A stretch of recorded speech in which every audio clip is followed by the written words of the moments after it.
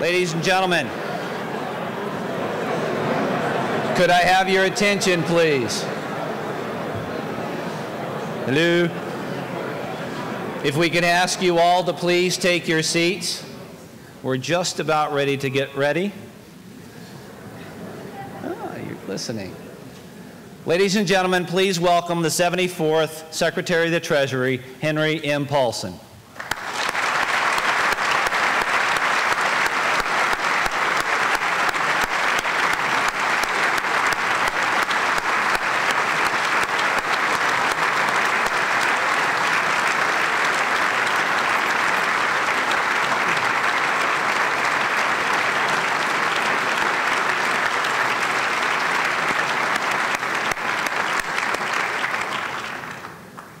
Good morning. For those of you who I have not met, I'm Duke Blackwood, and I'm the Executive Director of the Ronald Reagan Presidential Library and Foundation. And it is my distinct honor to welcome you all here today. In honor of the brave men and women who serve our country in uniform, I ask that you please rise and join me in the Pledge of Allegiance. I pledge allegiance to the flag of the United States of America and to the republic for which it stands, one nation, under God, indivisible, with liberty and justice for all. Thank you. Please be seated. Before we get started, I ask that you please turn off your cell phones, your Blackberries, your pagers, and any other electronic device. Secretary Paulson, Mrs. Reagan was unable to make it, but she does send her best. She wished she could be here. There are a few people in the audience that I would like to recognize. First, from our board of directors, we've got the former California Governor, Pete Wilson.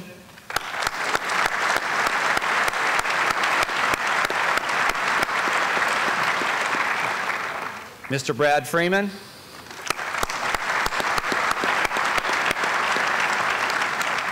And the wife of one of our trustees, Debbie Lanny.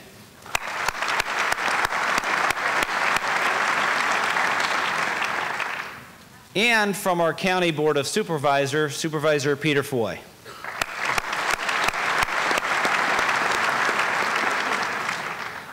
Please remember that after the Secretary's remarks, he has agreed to take questions. And what we ask, though, when he selects you, please wait until you get the microphone, because we want to be able to get the questions on the cameras that are here. Mr. Secretary, please notice that there's going to be microphones upstairs, too. When Ronald Reagan opened this library, he wanted a place to be where honest debate and dialogue could address the key issues of the day. I think we can all agree that the #1 issue we now face as a country is the economic crisis. If you recall, the situation was similar when Ronald Reagan took office. Today's lecture is a great example of how the past can teach us about the future, how we can learn from the successes of Ronald Reagan, how his leadership and vision led our country out of malaise and into prosperity. So how did Ronald Reagan address this daunting economic challenge? He assumed control, taking the wheel, steering and leading the country through the challenges on the road ahead. Our speaker understands that.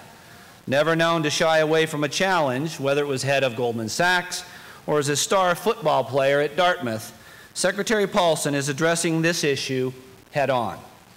Yes, times are tough, but the time is ripe for a Reagan perspective. Ladies and gentlemen, giving us that perspective, please welcome the Secretary of the Treasury, Henry M. Paulson.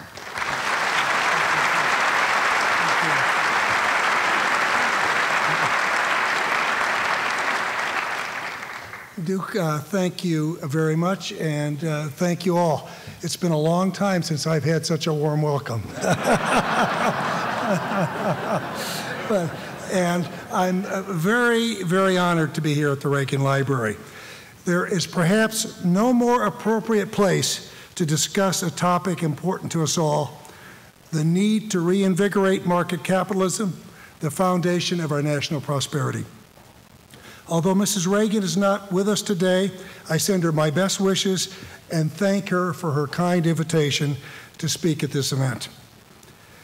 We are working through a severe financial crisis caused by many factors, including government inaction and mistaken actions, outdated U.S. and global financial regulatory systems, and by the excessive risk-taking of financial institutions.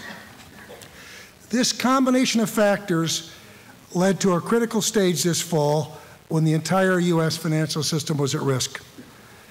This should never happen again. The United States must lead global financial reform efforts, and we must start by getting our own house in order.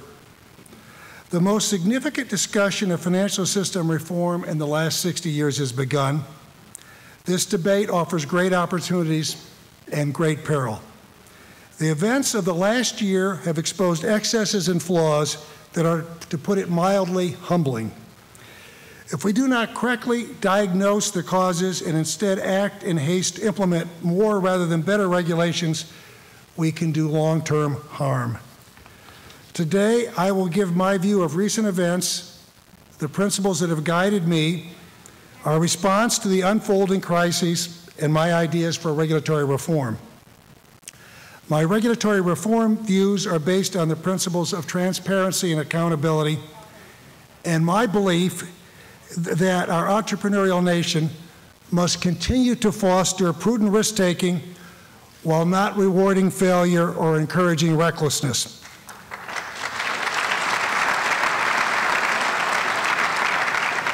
In all that lies ahead, we must never forget that our financial system is built on the hard work of our citizens, it is built on the savings of our citizens, and perhaps most importantly, our financial system depends on the trust and the confidence of our systems.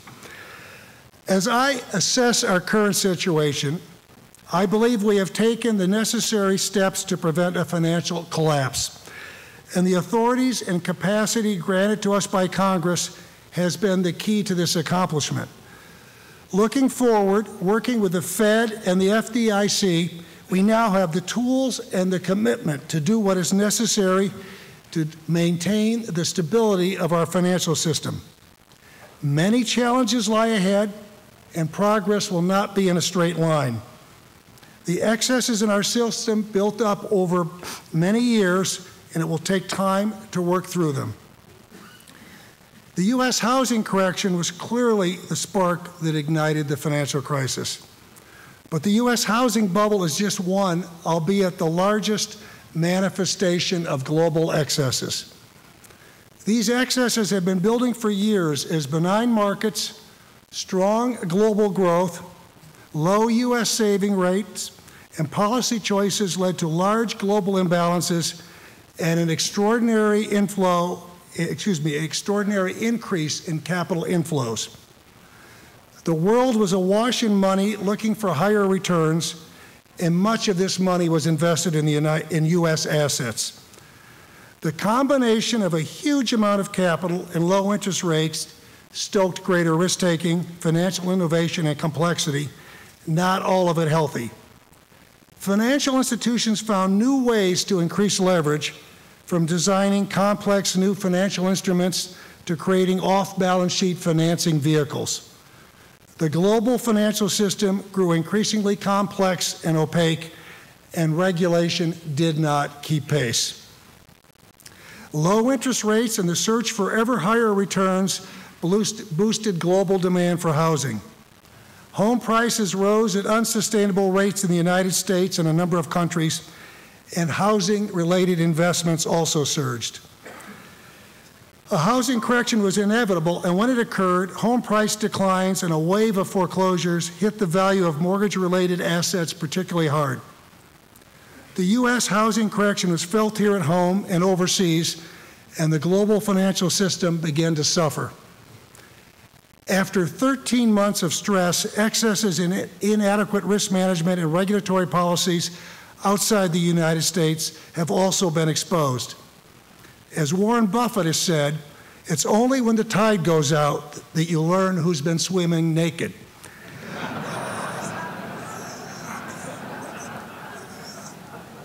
Our economy and the American people are paying a steep price for that neglect. In response, the United States and many nations have taken a series of urgent, necessary, and temporary steps to limit further damage. Until the financial crisis is behind us, we must remain vigilant, ready to respond to and manage unpredictable events that might threaten the system as they occur. Our first priority is stability and recovery, and then we need to repair our financial system to help prevent this from ever happening again. Our remedial actions should serve as a bridge to a permanent, modern regulatory framework to serve as a cornerstone of comprehensive reform to ensure this turmoil is never repeated. When I came to Washington in 2006, markets were benign. Notwithstanding this, in my first meeting with the President and his economic team, I noted that financial turmoil seems to occur every 5 to 10 years, and we needed to be prepared. Thereafter, I regularly convened the President's Working Group on Financial Markets, the PWG, to review risk factors and make recommendations for improvements. We focused on systemic weaknesses and how we might mitigate them in the event of turmoil, or even worse, a financial crisis. The government-sponsored enterprises, the so-called GSEs, Fannie Mae and Freddie Mac, clearly posed a potential systemic risk. I immediately pursued the administration's long-sought goal of legislation to improve regulatory oversight of the GSEs. And I directed Treasury staff to begin a study that would lead to practical recommendations for improving our outdated financial regulatory architecture. As the housing correction progressed in 2007, we acted aggressively to help minimize foreclosures. We convened the industry to develop private sector strategies that now help over 200,000 homeowners avoid foreclosure every month.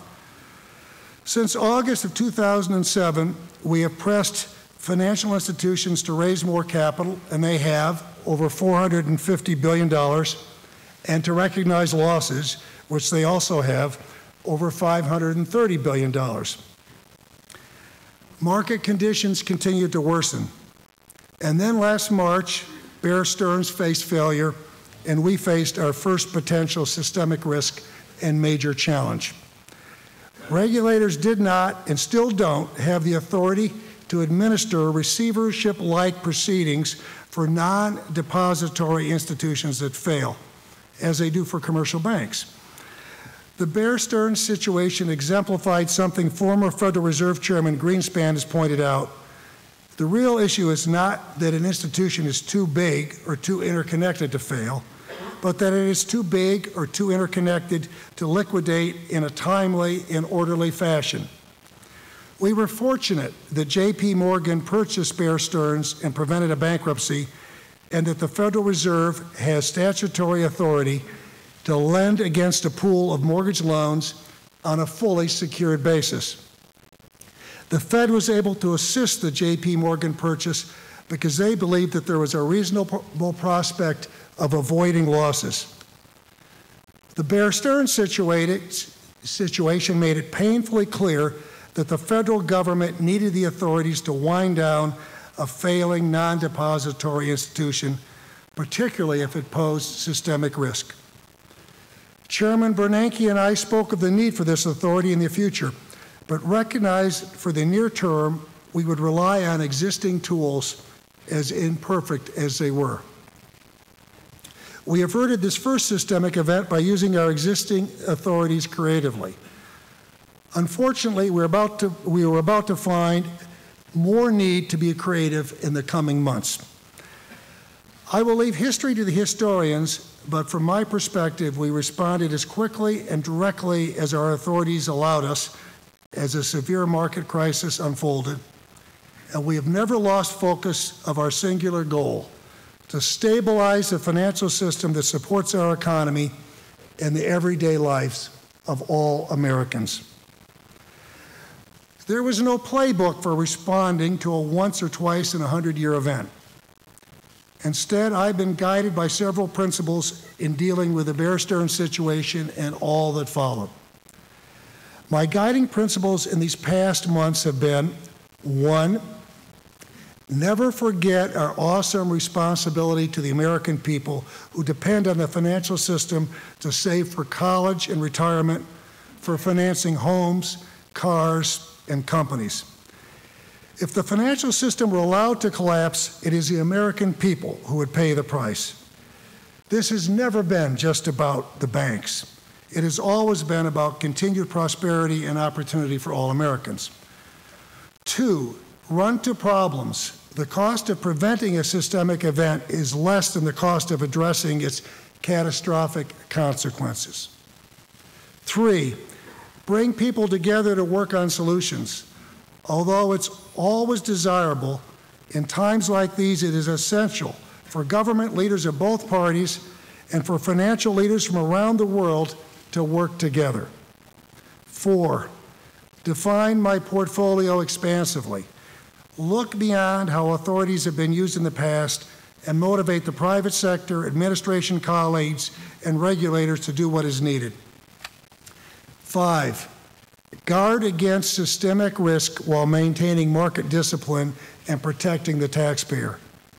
And 6, be pragmatic enough to change plans when facts and conditions change. Throughout the last several months, as a variety of challenges has surfaced, these principles guided my efforts to take comprehensive, decisive action to address market issues and build confidence. 3 situations in particular illustrate these principles at work. The loss of investor confidence in Fannie Mae and Freddie Mac, the so-called GSEs in July, the failure of Lehman Brothers in September, and the implementation of the financial rescue package in October. In June and July, concerns about the GSE's credit losses and capital strength seriously and rapidly undermined investor confidence. But legislation to improve GSE oversight was still mired in Congress. With $5.4 trillion in outstanding GSE debt and agency MBS held by investors around the world, failure of the GSEs posed a huge risk to our financial system. We couldn't wait for them to fail formally. We moved quickly to address this challenge, and in late July, Congress provided us authority to backstop the GSEs and finalize creation of a stronger GSE regulator, the FHFA. Throughout August, overall market and housing conditions continued to deteriorate, and we learned that the amount and quality of the GSE's capital was inadequate. It was necessary to take action before any systemic event, and it was clear that any effective action would require a combined effort on the part of the Federal Reserve, the FHFA, and Treasury. We combined our authorities to find the most effective way forward, and the companies consented to FHFA conservatorship. On September 7th, the FHFA placed Fannie Mae and Freddie Mac into conservatorship, and the Treasury put in place a preferred stock purchase agreement that in essence guarantees all GSE obligations for their duration. We replaced both company CEOs and took warrants for up to 79.9% of each company. By stabilizing the GSEs, we've enabled them to play their vital role in making mortgage finance available and affordable as we work through the housing correction. The conservatorship is a temporary condition, a timeout period where the new president and Congress must decide what role government in general and the GSEs in particular should play in the housing finance market. In my view, government support needs to be either explicit or non-existent, structured to resolve the conflict between public and private purposes, and policymakers must address the issues of systemic risk. This is a situation where the next administration and Congress will need to take decisive action. As we worked on the urgent comprehensive plan that stabilized the GSEs, we were racing to stay ahead of other, likely destabilizing market events. There had been rumors of Lehman's potential failure all summer, and Lehman had been searching without success for a buyer or other solutions to the serious problems they were facing. I monitored these efforts closely, and as the company reached a critical moment, Fed Chairman Ben Bernanke, New York Fed President Tim Geithner, SEC Chairman Chris Cox, and I sought to do everything we could to avert a Lehman failure. We gathered industry leaders the weekend of September 13th to explore all possible options. I was actively engaged in the process as we encouraged 2 potential buyers to make offers. Each examined Lehman's book, but neither was willing to go forward without offloading billions of dollars of assets that they considered had substantial unrealized losses. Treasury and the Fed had no authority to resolve this problem. Federal laws, and in particular the Anti-Deficiency Act, prohibits Treasury from spending money, lending money, and guaranteeing or buying assets without congressional approval. The Federal Reserve can and does lend on a secured basis, but only if it expects not to realize losses. The Fed couldn't legally lend against Lehman assets if it expected the loan to result in a loss of any size. This was much different than the case with Bear Stearns. I tried to put together an industry consortium to facilitate the transaction by purchasing the offloaded assets. But once the potential buyer failed to obtain regulatory approval, the entire transaction disappeared. Without any federal authority to intervene, we had no choice but to do everything possible to try to mitigate the consequences of a Lehman failure. That weekend, the management of the nation's largest insurance company, AIG, also informed us that they faced an imminent bankruptcy. AIG's businesses were intertwined throughout the global financial system. Because AIG's underlying insurance companies had value, the Fed could use its authority to make a fully secured loan to AIG. By doing so, it prevented a systemic disruption that would have been an order of magnitude far greater than the Lehman failure. Some have chosen to scapegoat the Lehman failure as a cause of the deepening crisis in September, as opposed to a symptom. This is at best naive and at worst disingenuous. The U.S. government had no authority to rescue Lehman Brothers. Even if Lehman had been acquired, it would not have averted the virtually simultaneous collapse of AIG or the collapse of Washington Mutual or the wave of failures that European governments stepped in to avert shortly thereafter. By mid-September, after 13 months of market stress, the financial system essentially seized up and we had a system-wide crisis. Credit markets froze and banks substantially reduced interbank lending. Confidence was seriously compromised throughout our financial system. Our system was on the verge of collapse, a collapse that would have significantly worsened and prolonged the economic downturn that was already underway. That was the background against which Chairman Ben Bernanke and I met with the congressional bipartisan leadership to request emergency legislation. We needed the financial rescue package so we could intervene, stabilize our financial system, and minimize further damage to our economy. During the 2 weeks Congress worked on the legislation, market conditions worsened significantly. Many Americans look at the stock market as an indicator of the economy, and during this period they saw tremendous volatility. The Dow Jones Industrial Average fell more than 700 points on a single day, and over 9% during the 2 weeks the legislation was debated. Stock market losses amounted to slightly more than $2 trillion. As disturbing as this was, we were even more focused on the credit markets because they provide our basic economic fuel, borrowing and lending capital that supports and creates jobs. The confidence in banks and of banks continued to diminish, as did the flow of funds between them. The problems extended to blue chip industrial companies who could only use commercial paper with very short maturities, as the commercial paper market became severely impaired. Small and medium-sized companies with no direct connection to the private sector were losing access to the normal credit needed to meet payrolls, pay suppliers, and buy inventory. During that same period, the government intervened to protect the financial system. The FDIC acted to mitigate the failure of Washington Mutual by facilitating its sale, and made clear that it would intervene to protect Wachovia's failure. and turmoil had developed in European markets. In a 2-day period at the end of September, the governments of Ireland, the United Kingdom, Germany, Belgium, France, and Iceland intervened to prevent the failure of one or more financial institutions in their country.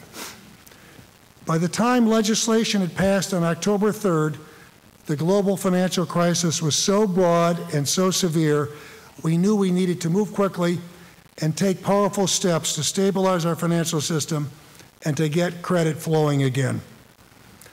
Our initial intent had been to strengthen the banking system by purchasing illiquid mortgages and mortgage-related securities.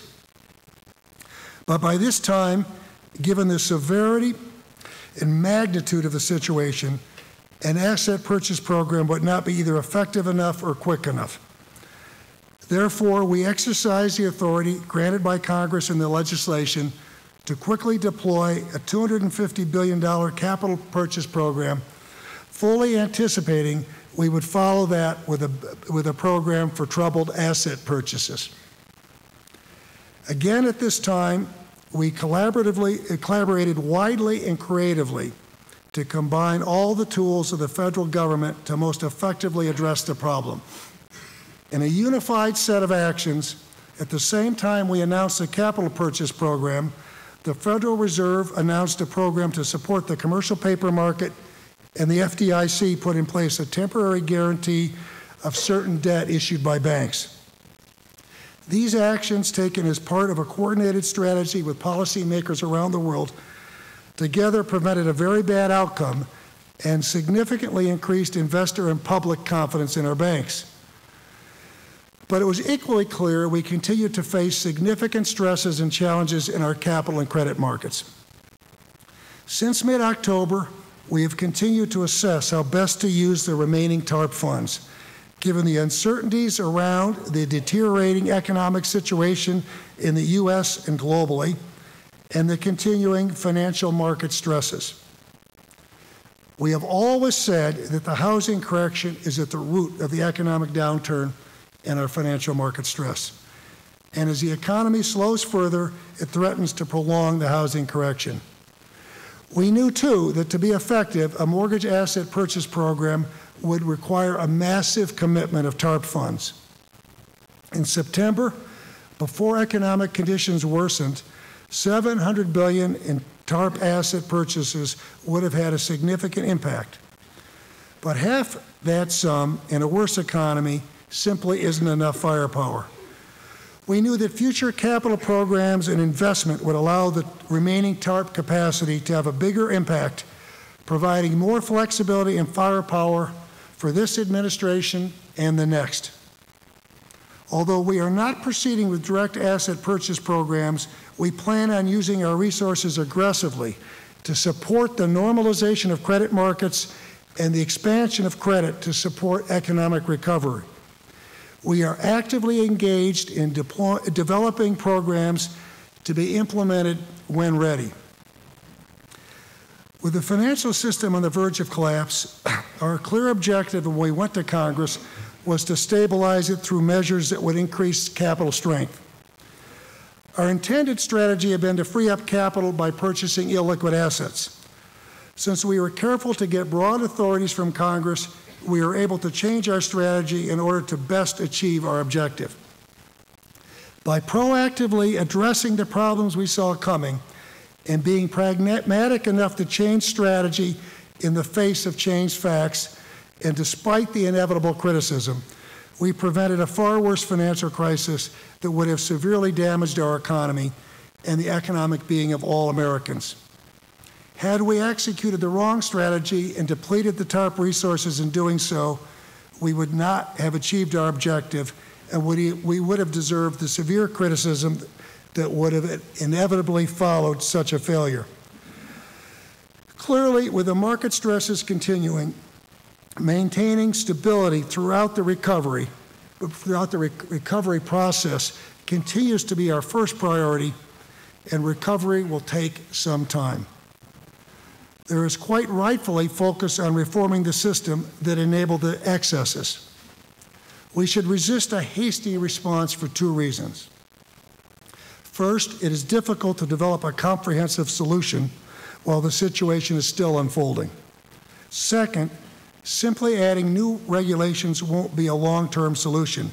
We need more effective regulations within an entirely new regulatory framework and a stronger capacity for resolution and crisis intervention that reinforces market discipline. In the blueprint for regulatory reform that we developed prior to this financial turmoil and released last March, and which has proven to be remarkably appropriate, we recommend a U.S. regulatory model based upon objectives that better align the regulatory structure with the reasons why we regulate, to ensure stability, safety, and soundness, and to protect consumers while also supporting innovation. In our model, a market stability regulator would have authority to review any systemically important financial company and to look for problems anywhere in our financial system in order to protect against systemic risk. Our continuing challenge has been what to do about non-depository institutions that may be too big or too interconnected to fail. We need a mechanism, essentially an amendment of the federal bankruptcy system for orderly wind down of such institutions. Also, to ensure the market stability regulator can fulfill its role, large, systemically important institutions, including hedge funds, should be required to have a charter that would permit some sort of oversight. Similarly, any financial product whose market size presents a systemic issue should be subject to regulatory oversight. The PWG has taken steps to achieve this in the crucial OTC derivatives market.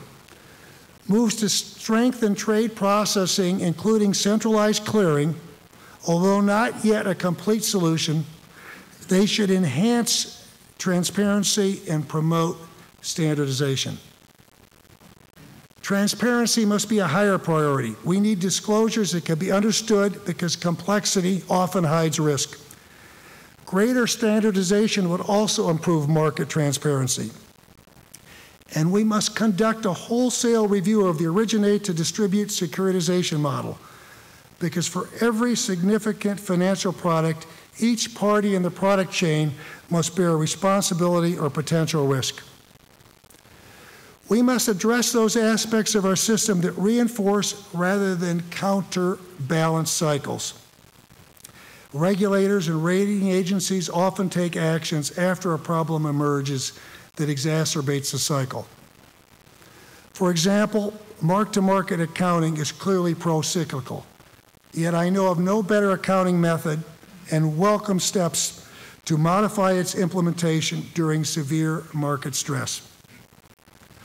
And policymakers and regulators must examine financial services industry compensation practices. Given their role in supporting and sustaining U.S. economic activity, financial institutions' compensation practices should not encourage unsafe and unsound risk-taking or reward failure. Under a new framework, which includes market infrastructure, transparency, and wind-down authorities, we could achieve, again, the proper balance between market discipline and regulatory oversight, and no institution should be deemed to be too interconnected or too big to fail.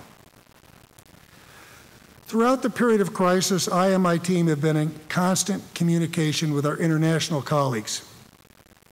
We have collaborated on many occasions with clear and compelling results.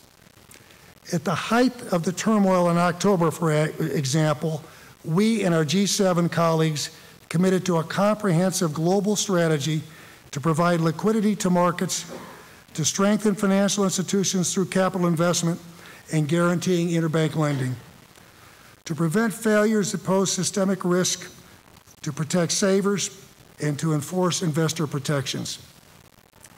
This was a first important step to stabilizing the rapid deteriorating financial system. I also called a meeting of the G20 finance ministers, which President Bush attended, to begin to build support for a global response. These efforts laid foundation for that response. Under President Bush's leadership, the G20 nations came together this past weekend in a confidence-inspiring session to realistically assess the nature of our problems and agree on an ambitious reform path forward. In several areas, the United States has led the effort for global reform, and these must remain critical priorities for the future. First, the Treasury and other U.S. regulators, in collaboration with other members of the G7, have worked tirelessly through the Financial Stability Forum, the FSF, to make rapid and meaningful regulatory reforms to address the root causes of the crisis. There is a growing recognition across major economies that the global financial markets demand that national financial regulation be as consistent as possible and not working at cross purposes. Contradictory global regulation impedes cross-border flows and increases cost to consumers and hurts market transparency and efficiency. To address these realities, national regulators must continue to strengthen cooperation with foreign counterparts in international standard-setting bodies, and where appropriate, make regulations more consistent across the world's boundaries. We have taken great care to ensure that our efforts abroad are closely integrated with the work of the President's Working Group, which has proven a useful work for bringing independent regulators together without undermining their independence to achieve important and timely reforms. The second priority must be continued reform of the international financial institutions, like the World Bank and the IMF, to allow for greater participation of developing nations. The pressure on these institutions to respond swiftly and effectively has never been greater, but they are constrained by outdated governance structures and policies. Since coming to Washington, I have consistently said that for these institutions to remain relevant, their membership must reflect the seismic shifts in the global economy. The United States has been a leading advocate for governance reform, and while there has been some progress, more needs to be done. As examples, the FSF needs to broaden its membership to include key emerging market economies. Similarly, the IMF and the World Bank need to accord dynamic emerging market economies greater representation and participation in their daily operations. In addition, the IMF and the World Bank, as well as their regional development banks, should consider how to reform their executive boards to make them more accountable, streamlined, and effective. We should also consider whether these institutions could benefit from non-resident boards. This proposal would free up resources and enable management to focus on issues of more strategic importance. Governance reforms such as these would be usefully discussed by outside commissions that Managing Director Dominique Strauss-Kahn and President Bob Zoellick have set up for their respective institutions.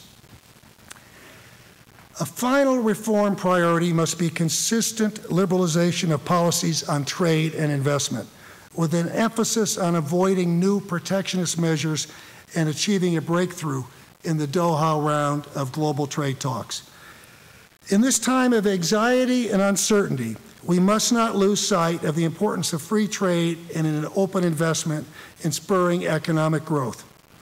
Expanding markets through trade promotes investment that fuels economic dynamism and innovation, as well as deployment of new technologies that raise productivity and ultimately our standard of living.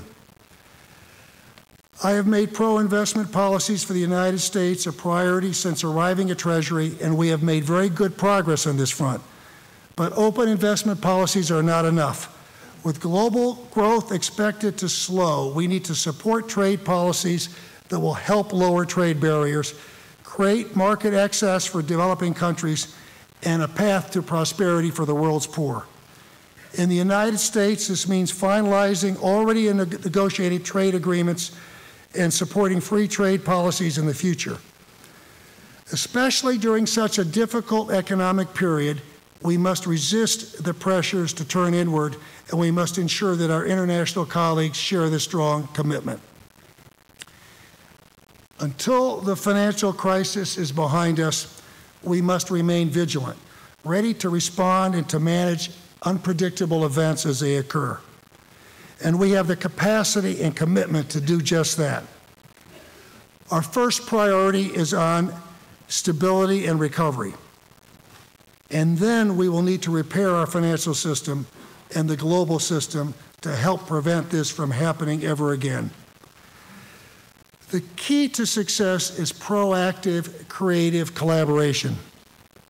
In the United States, this means that Democrats and Republicans must cooperate and manage an unprecedented situation and find solutions that restore and maintain our economic well-being.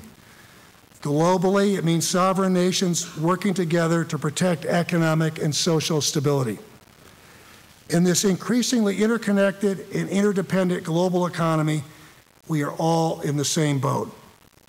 We must work together to first plug the leak, bail, and roll together to reach shore. Then we must work as a team to overhaul and refit the boat so we can handle the rough seas that will undoubtedly test us in the future. The journey ahead will no doubt be a difficult one, but I am an optimist and believe we will work together, both domestically and globally, on this path to recovery and an eventual return to prosperity. Thank you very much.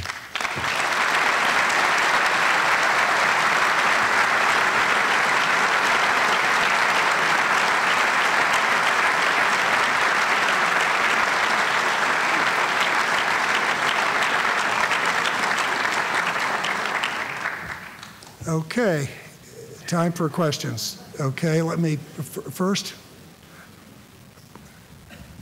Mr. Secretary, I have two questions. One, I applaud the money that's been invested directly into the banks, but it doesn't seem like it's increased a lot of lending from the banks. I mean, they're barely lending to each other. It seems like they're just either hoarding the cash or paying down their own debt. And my second question is, with Citicorp selling at $5 a share, I mean, there's obviously a huge number of people out there that are suggesting it may not survive. And I mean, that's almost inconceivable. Okay, Brian, let me get to both your questions. First of all, with regard to bank lending. Now, let's remember that the actions were taken very recently. So $115 billion out to the 9 banks, by late October. We now have roughly $148 billion. Much of it has just gone out, number one. Lending is very, very important. During times like this, what normally happens is when banks see the economy turning down, they naturally pull inward. They become more risk adverse, and often regulators encourage this. Now, everyone understands we've taken extraordinary actions for the banks, and they need to play an extraordinary role, and lending is very important. And I take great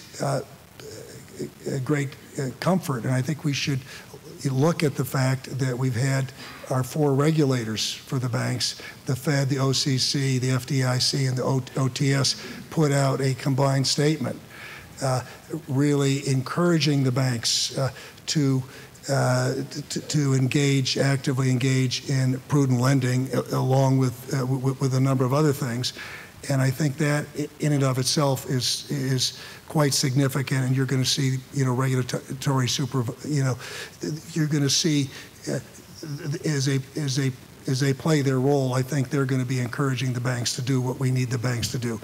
And secondly, I can't comment on any institution, but what I've said to you is, the steps we've taken have been pretty strong. When you look at what the FDIC has done in terms of hardening the guarantee on the bank's paper, when you look at the authorities we have with the TARP, when you look at the authorities the Fed has,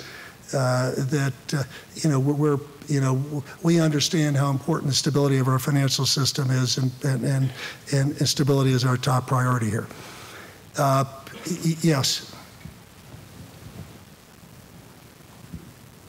Hello, Secretary Paulson. My name is Bruce Herstein. I'm from San Diego. I've been in the real estate industry 27 years and an infill developer as well. The question that I want to ask you today is, you acknowledge that the root of the problem is the housing industry. And as far back as September, you also realized, and you told us today, that the $700 billion would not be enough to bail out the housing industry.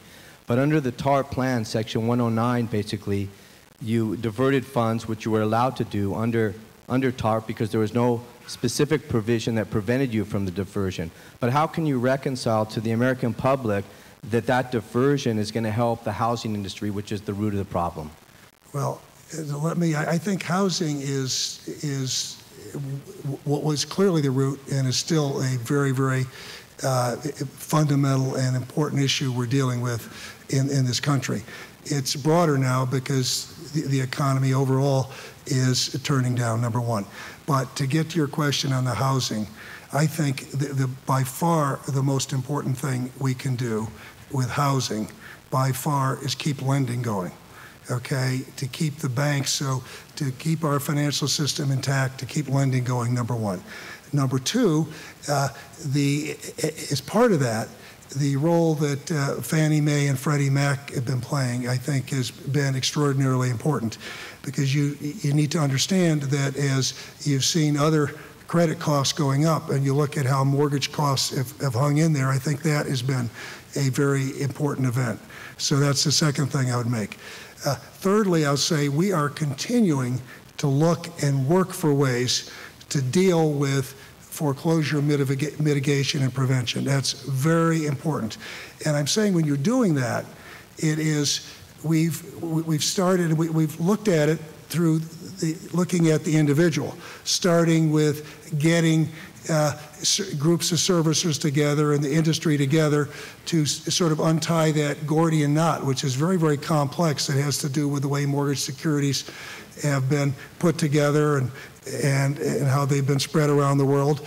And we've had some success, but much more needs to be done. And so as we're looking at dealing with this issue, the trade-offs we need to get to is getting a program that, you know, gets the right, really, there's, how do we have a program that, that helps the people who need it as opposed to helping the people that don't need it? And is the program going to be designed to help the individual more or the banks more? And how do we deal with a program that is going to avoid certain adverse behaviors? So I'm just telling you, this is complex, it's important. We're determined to come up with the right answer here. We're working very hard on it. We've done a lot of things. Just very, very recently, within the last week, we got the Fannie Mae and Freddie Mac to come together and come out with some new, very strong servicer guidelines, which will become a national standard because it's Fannie and Freddie, and they took as a basis for that the FDIC protocol they developed for IndyMac, and so I think that will have an important positive result. But more needs to be done, and we're working on it. Let me look over here.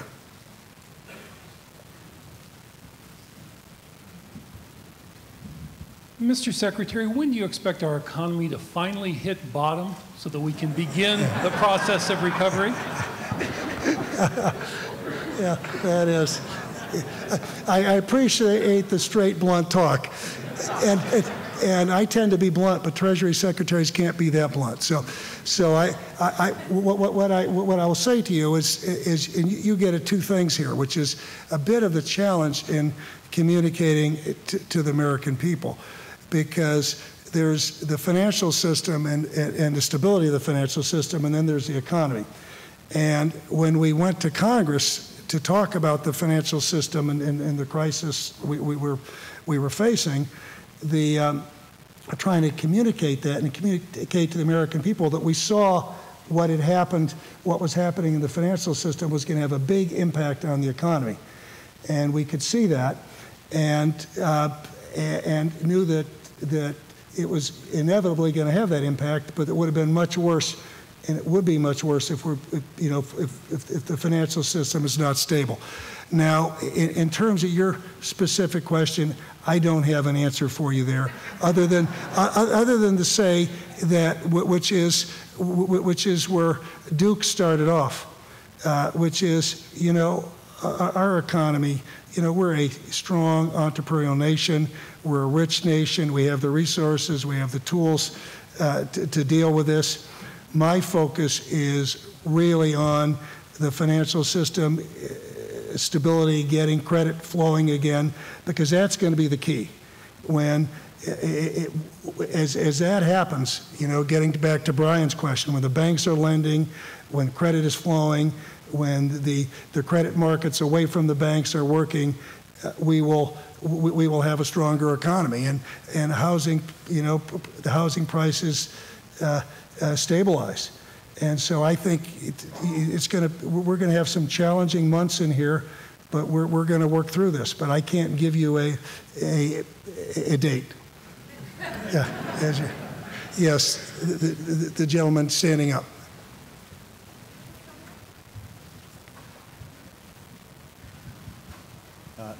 Mr. Secretary, my name is Gordon Danielson from Northern California, and the question I have relates to the talk that's gone around a bit of the fear of a depression. Now, all of the history that I've read indicates that you have to have fairly substantial contraction of the money supply to have a depression, and in the face of the G7 doing such massive flooding of the markets with liquidity and finding various ways to increase the liquidity, is this fear in any way rational? I would say that I think you're pointing to the right thing. That I think the reason you have that talk is because what we're experiencing, we haven't experienced anything like this since the Depression. But the world has changed dramatically since then. We have many institutions we didn't have. We've learned the lessons. We've learned how to work together. That's why I made all the points I made about, coming together, working globally, and working together in the United States. Because to me, when we had, under the president's great leadership, this G20 leaders and finance ministers together this last weekend, what I saw, which was quite encouraging, first of all, there's no doubt the economies have turned down around the world. And there's no doubt that what is happening around the world is a slowdown. But this group knew it, understood it, knew what they had to do, were prepared to use all the powers at their disposal. Earlier in October, when we came together with the finance ministers and the central bank governors, came together with a very strong policy that we weren't going to let systemically important institutions fail. We were going to do things to make interbank lending secure. We were going to recapitalize banks. We had this protect savers. So we came together, and it wasn't just talk that resulted in a strategy that was implemented. So I think you're right. We have we have the tools and the will, and that's why we're going to work through this as in our country, and we're going to work through this around the world. So way back there, okay.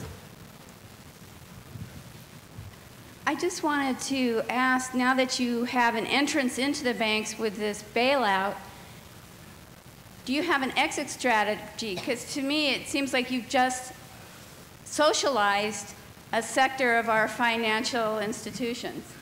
I thank you for making that, and given that I was here, I wish I probably gave you, I leave out the word probably, I know I gave you too long a speech, and that part I took out, so I will just simply explain this, because there are many examples around the world in history and some things we've seen even as we've gone through this period where the government has come into failing institutions, and if not nationalizing them, coming close to that, controlling, essentially owning them. That's what we've done with the GSEs, for instance, because this was a particular situation, and we had to deal with some failures before we went to Congress. Now, what this program was for our healthy banks this was voluntary. These were relatively modest ownership positions. They're preferred stocks. They have terms that are intentionally attractive because we didn't want to squeeze out other investors. We want to make it easy for other investors to be there. And although Congress asked that we have warrants exercisable into common stock, we will not vote this. These will not be voting shares. And the investment is structured so it starts out with a 5% dividend, and then it moves up to 9%. So again, encouraging the institutions to refinance these. We are going to hire investment managers to manage these professionally, not the government managing those. And so the whole idea here is to get capital moving, encourage capital. And when as we went in, we were thinking about the exit strategy. And so everything we're doing here is designed to accommodate an exit strategy and to be anything but government control. But we still, getting back to Brian Freeman's question, which is lending, we have done, it's not just the putting the capital into the banks. These have been extraordinary steps that have been taken in terms of hardening the interbank guarantees and so on. So there have been extraordinary steps taken, and with those steps, it comes some responsibility. And so we all feel, there's got to be responsibility as it relates to, executive compensation, being very responsible when they look at bonuses. They need to, and I think there's a real responsibility to engage in, counter-cyclical, prudent lending, because that's what it's going to take to get our economy back where it needs to be. Yes, the man standing up back there. Good afternoon, Secretary Paulson. Thank you for coming to Ronald Reagan country. I'm Don Millen, a financial planner of 39 years. I've been seeing the stock market drop, as we know, and even Bank of America in the last few weeks has dropped over 50%. General Motors has dropped more than that over the last few months. And the securities industry, per se, now want to do something different. They're backed by SIPC, and now they want to take over through Senate Bill or House Bill 151A, the annuity industry. I have clients with securities that have lost half their assets, but not one client that has a fixed annuity has lost a penny. Now, the securities industry, which can't manage their own house, wants to manage the insurance industry. Could you comment on that? Well, I see. I like strong points of view. A clear sorts of view. And I would say, all I'm going to comment right now is there are plenty of issues, plenty of mistakes made by plenty of people, so I'm not going to point fingers here. I do really understand your point, how important it is to protect retirement incomes and annuities, and a number of the steps we have taken, including the step with regard to AIG, was aimed right at that. So I appreciate your comment very much. Yes, this man here. And then go. You probably left this out in the interest of time, but I'm just going to say one word or two. The auto industry. Oh yeah. And we heard the steps to be taken last night. Some of us from George Romney, which seemed sort of sound, but I sure like to hear yours. Well, okay. With the auto industry, let me tell you what we've said all the way along. That this is an important industry. Manufacturing is important to this country. The auto industry is important to this country. No one thinks a failure of of a company in that industry would be a good thing right now. It's something to be avoided. But my point of view is, and again, where the administration has been on this, is that they've encouraged Congress to amend 136, which is a Department of Energy bill that appropriated $25 billion for the auto industry, and said money should only go from that to provide either a bridge loan or permanent financing if there is a clear path to viability. It doesn't do any good to put money in if there's not a clear path to viability. And with regard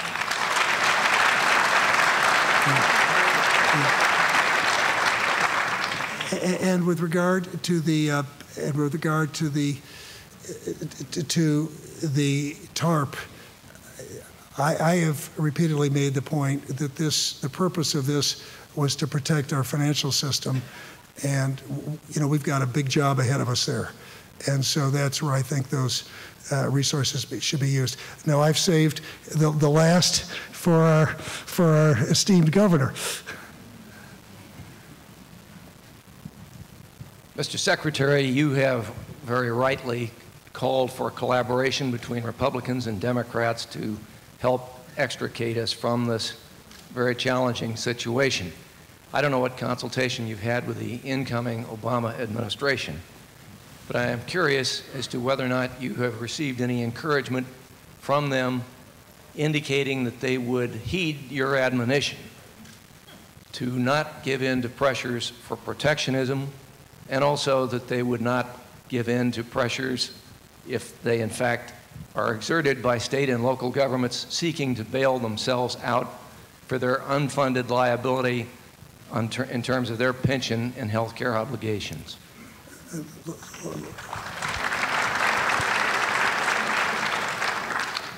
Let me say this, and I know I'm in, nothing makes me happier than to be in Ronald Reagan country here, and I love you all. I can't tell you how much I do. But I would say this, and I'm sure you share my view, that we're all Americans, and boy, we're pulling for the next president and his team, and to bring us, and so. Because we all need to come together. And I would say I had the opportunity before the election to speak with him fairly often, and he, as was John McCain, were both very constructive. And I just think it really says a lot about America that they didn't make what was going on and the issue we had a campaign issue, and they were supportive and constructive, and I admire them both for that. Now, since the election, I've dealt just with his transition team, and I can't speak for them on any issue. That's for them to speak. I can just tell you how committed I am to having there be just a totally seamless transition, have it to be just world-class, because this is about the United States of America, and this just is very important we get it right, and this is a very difficult period of time. So,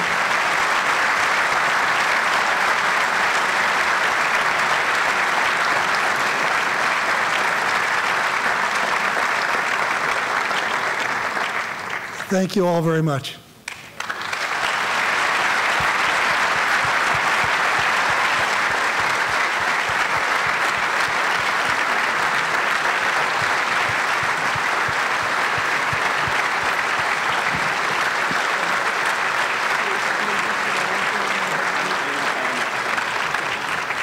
Thank you, Mr. Secretary, and it's great to have you in Reagan country, and the President is down looking at us and saying this is a good job. I ask that you please remain seated until the official party makes its way up to the dinner or lunch, and then everybody else will head out that way to the Air Force One Pavilion. Thank you all for coming, and God bless America.